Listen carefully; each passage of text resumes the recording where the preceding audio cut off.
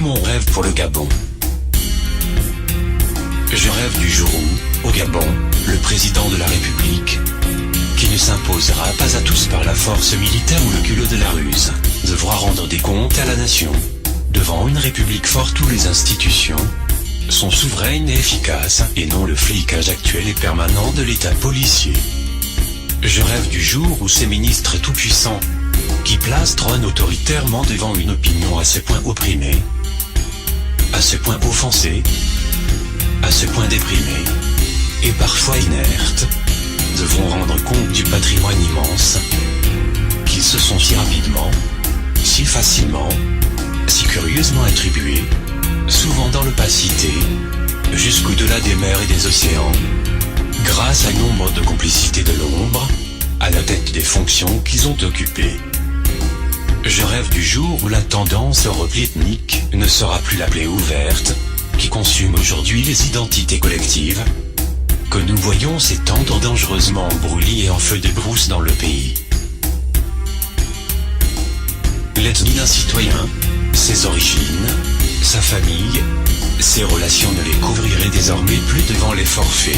dont tout le monde voit bien le compte, porte quelquefois plainte, sans espoir aucun de se voir reconnaître son droit.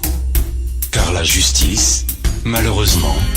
peine à dire le droit quand l'on sait qu'elle élève pourtant une nation. Je rêve de république, oui. Non de cette folle langue disloquée qui brouille le regard et la vision, où la raison du plus fort dessine toujours fort bien cet état de nature malencontreux dans lequel cette théorie de politicien impossible et véreux, qui peinent encore à faire des politiques et des hommes d'État, manquent à leur devoir de construire une véritable nation. Je rêve grand, oui, d'un pays grand, immense par son rêve, abrupt par son idéal, illustre par l'image qu'il a de lui-même, où nous serons tous gabonais, tous humains,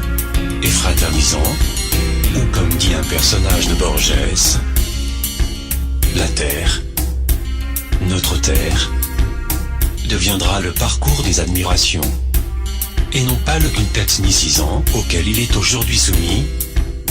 où l'on est d'abord et avant tout, remarquablement pounou, singulièrement fang, particulièrement épi, notamment téké, spécialement poé, etc. Autant de forces culturelles qui pourtant auraient pu à ce jour, fraternellement mises ensemble, construire richement une véritable dynamique patriotique. Je rêve de république, énormément,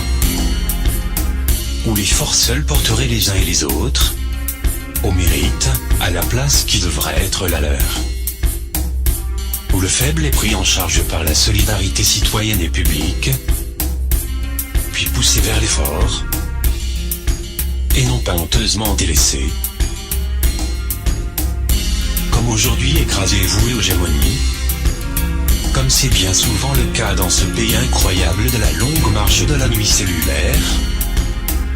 où le pouvoir distille la peur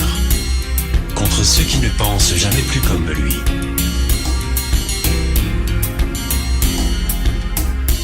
Mais je sais aussi que le temps viendra, où la justice fera des progrès, où la politique s'ennoblira, s'honorera à bien s'occuper des Gabonais, où le rêve du changement réel, efficace, et pour maintenant, contribuera efficacement à édifier la construction d'un rêve de liberté, où la fierté d'être Gabonais nous sera rendue par nos vigilances symboliques et notre propre effort, où tous les cahuzacs de la République seront dénoncés par une presse libre, et pas soumise aux dictates du pouvoiriste du moment. Et pour le coup, Omar Bongo, de sinistre mémoire, avait bien eu l'inspiration de ne prédire que quelle que soit la durée de la nuit, le jour se lève toujours.